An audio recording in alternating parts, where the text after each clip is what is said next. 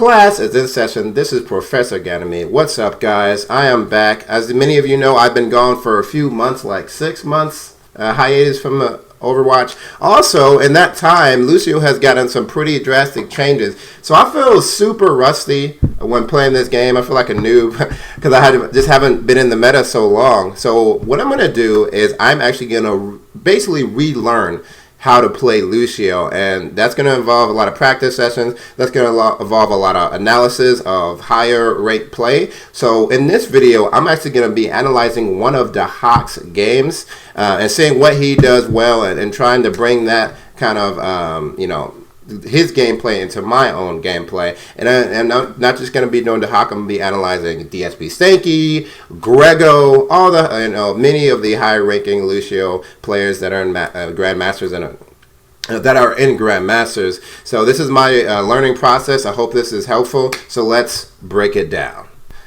There we go. So I'm going to mute the volume so we can just focus on the game here. So he starts elevated. That's what I like to see. But he just shoots some pot shots towards Pharah. The thing about Lucio is his range is so nerfed now. It's actually just 10 meters as opposed to 30 meters, but he has a lot more healing. And he's faster because of his wall running changes. So when that Winston goes up to attack his team, he actually runs up there because he's actually very good at controlling Winston. Now, Winston jumps on his McCree, and I like to see that he's running up to reinforce him with him, knock him back, and then pop a really powerful heal in that McCree so they're able to take down the Winston with his help. That's the thing about Lucio. He's so much better at dueling now, so he can control people a lot better. Now that they have their advantage, they're actually going to push forward and attack this Mercy, and then they're just going to retreat. He actually popped the speed buff so he can push forward and capitalize on that. So all good play, all really good play here. Now he's grouping with his team. The thing about Lucio now as well is that he has more of like a bodyguard playstyle. I see a lot of because he has to stick so close to his team, and it's forcing him to be more aggressive. I'll make a video about how I feel about all the changes overall, but you definitely need to be a little bit more aggressive, a little closer to your team now, and play more of a bouncer / bodyguard type of playstyle. So he just kind of throwing pop shots in there. Now we see Zarya coming around the corner, so he's actually being cautious of that. His teammate dies, so he just kind of backs off, gets the elevation, tries to keep up the speed buff to help them retreat.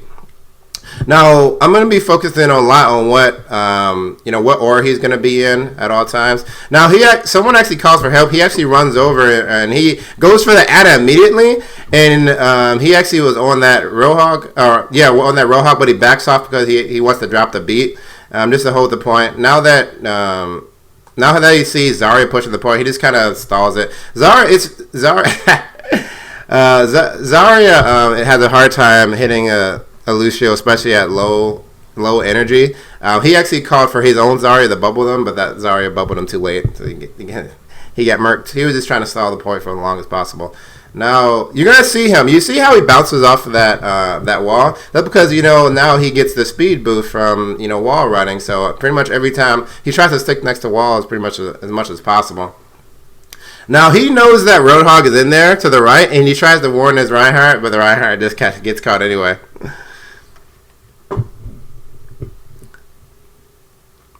Yeah, so now I want to see what he's going to prioritize, like who he's going to prioritize. There's a Tracer in that room there. He's going to go in with the speed buff, get the heals going, but he gets the knockdown and the bubble as he gets grabbed.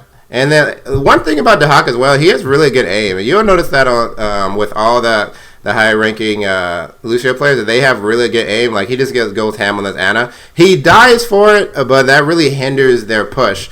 And there's a possibility that he didn't need to die for that. But there's a Winston and everything, so it's really hard. I think there's a Roadhog right next to him, but that's actually really worth it because he was able to stop the enemy's push, and now you see that his team is getting kills because they don't have a healer, and he can get back to combat way faster than Ana can. Now that he rushes in with his Reinhardt, he moves the spood bus and he actually communicates. You guys can't hear the communication, but he did definitely communicate with that Reinhardt. And then once he knew that Roadhog's hook was down, he went in and kind of got into the Roadhog's face, because when you're so close up to people, it's really hard for them to hit you, especially if they have a low ammo like Roadhog. Like I think he has like 2 to 4 shots, maybe it's 2 before he has to reload. So he's a lot, like Roadhog is a lot less threatening when his hook is down. And now that when Zarya gets hooked, he just kind of runs out and just does his bodyguard thing by knocking them back. He gets his ult, and as soon as he gets his ult, he immediately runs for the back line and tries to search out that Mercy, which is actually really nice to see. He has really good prioritization. I don't know if that's a word, but I'm using it anyway. He knows who to prioritize. Now that he has the advantage, he pushes forward and gets some headshots on that Zarya, and gets the secure on him. And then Winston and Tracer goes after him, but he's just using his movement, doing a little bouncing, and with the help of his Ana is able to escape there. So they wasted a lot of resources trying to. He even dies the Roadhog hook. Just because he's so slippery, especially after the changes. Lucio is a lot slipperier than he was before because of that boost of speed he gets from wall ride.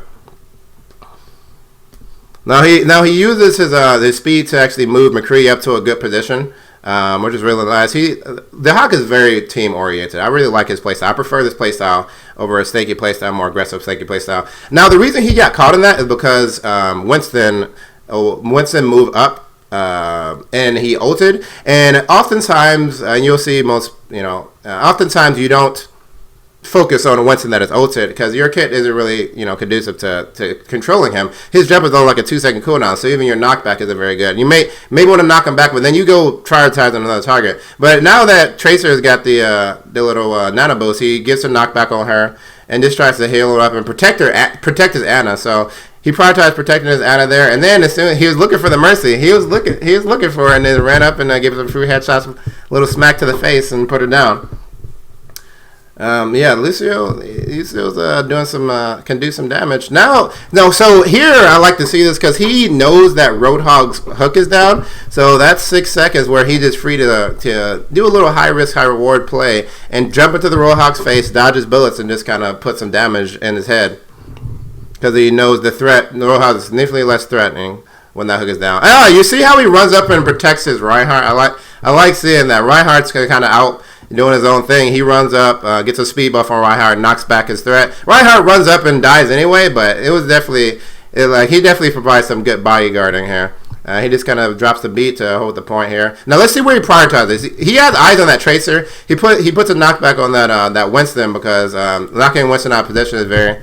Because Winston's close range, so putting him out of position is very helpful to his team. But you saw he had eyes on that Tracer pretty much the entire time because again he's really good at dueling, and he's even better at dueling Tracer now that he got the buff to a healing and a buff to his mobility. Now he just kind of wants to stall the point, so he's just gonna jump on there, knock Roadhog back, and just use the payload as line of sight. Pretty standard stuff. He does die for it. Held it a few seconds. Pretty standard stuff there. Yeah, Tracer is on him.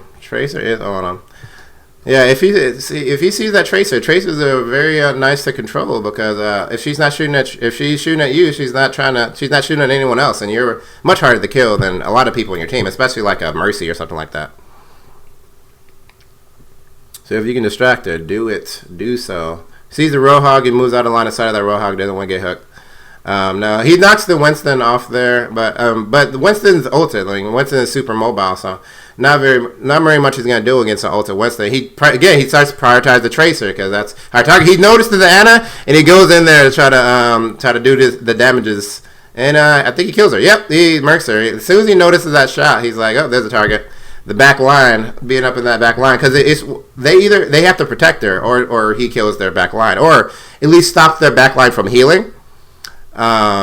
And then also he can get back to combat really fast. So even if he doesn't kill the back line, he can get back to combat really fast and help his team. And he just getting the ammo on that, some shots on them. And I think they secure it here. Oh no, the Pro Mercy res, but he's there's a Winston. Where's he gonna prioritize? He sees the Roadhog is down. He goes to shoot some bullets on there. Is he gonna? He just throwing about. Oh, there he goes.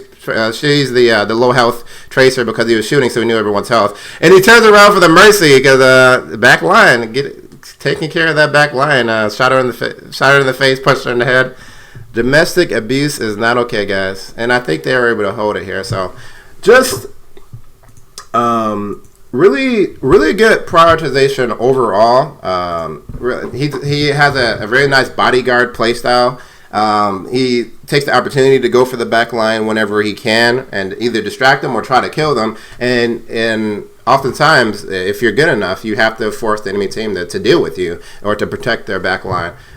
So I really like seeing that. Again, Dhak, he has a more team-oriented playstyle. I'm going to do analysis on DSP Stakey, who has a more solo-oriented playstyle. And then we'll go from there. This is part of my learning process. So hopefully that was helpful to you guys. This is Professor Ganymede. Class dismissed.